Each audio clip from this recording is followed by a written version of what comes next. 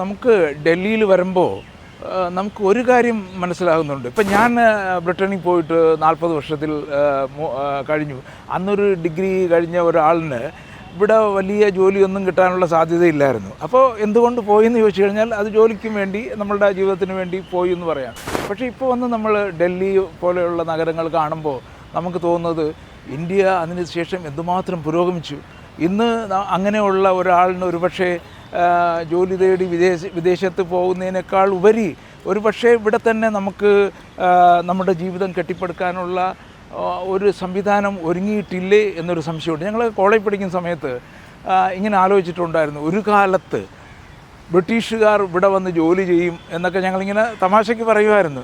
പക്ഷേ അതിനുള്ള കാലത്തിലേക്ക് അടുക്കുന്നു എന്നാണ് നമുക്കിപ്പോൾ ഇന്ത്യയുടെ ഭാഗമായ ഡൽഹി പോലെയുള്ള നഗരങ്ങളിൽ വന്ന് നോക്കുമ്പോൾ ഇവിടുത്തെ ഡെവലപ്മെൻറ്റുകൾ കാണുമ്പോഴും നമുക്ക് മനസ്സിലാവുന്നത്